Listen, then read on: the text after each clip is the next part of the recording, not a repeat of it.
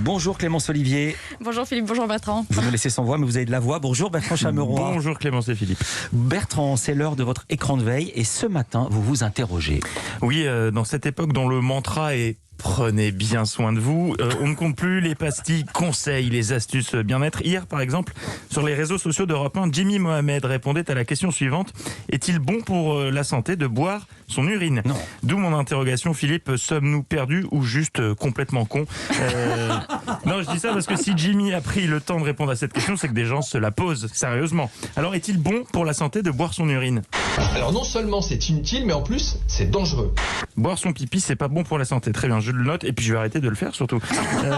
Et toujours à propos de conseils, après le 13h de France 2, je suis tombé sur C'est bon à savoir. Un programme court animé par Michel Simès, dans lequel le docteur, animateur, chroniqueur, comédien, directeur de magazine, Michel Simès, donc, à qui il restait un peu de temps à tuer, mais où va-t-il le trouver, nous dispense ses conseils, que des informations fiables et scientifiquement prouvées, comme l'indique le communiqué de presse. Hier, le thème abordé dans C'est bon à savoir était... Un petit creux entre les repas, ça arrive. Pas la peine de culpabiliser, on peut y remédier. Ah, on peut y remédier, c'est une bonne nouvelle ça, mais alors comment y remédier? Que faire en cas de petit creux? Il me tarde d'entendre le conseil fiable et scientifiquement prouvé qui va révolutionner votre quotidien. On boit de l'eau et on fait attention à ce que l'on mange. L'Anca, on le préfère en mode sain. Et ben voilà, c'est vrai que c'est bon à savoir ça. En cas de fringale, on mange.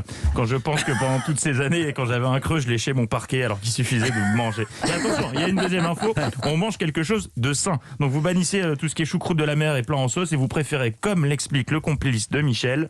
Un fruit frais ou une petite poignée de fruits à coque sans sel sont parfaits pour combler notre faim. Tiens, fait plaisir d'avoir des nouvelles d'Olivier de Carglass. Entre deux injections de résine, il est diététicien et il nous parle comme si on avait 7 ans et demi. Merci Olivier, mais si on préfère le salé, on fait comment? On mange quoi? Du plâtre? Les bâtonnets de carottes, de céleri ou les fleurettes de chou-fleur. Merci, j'étais perdu. Mais pour les carottes, on s'y prend comment pour les manger? On les découpe éventuellement un peu à l'avance pour plus de praticité. On peut les tremper dans des sauces au yaourt et aux herbes ou dans du caviar d'aubergine. Et le tour est joué. Super, merci pour tous ces bons conseils, c'est vraiment bon à savoir. Allez, moi aussi je lance ma pastille, Philippe, ça s'appellera Fallait y penser. Que faire quand on a soif? Eh bien, privilégier l'eau aux Côtes-du-Rhône, n'est-ce pas Olivier? Oui, il vous suffit de tourner le robinet, de positionner un petit récipient en dessous et de boire le liquide transparent qui est tombé dans le verre. Après ça, vous n'aurez plus soif. Et voilà le travail. Et on n'oublie pas, boire de l'huile de friture et du white spirit, c'est mauvais pour la santé. Fallait y penser. Merci Bertrand Chameroy et le tour est joué.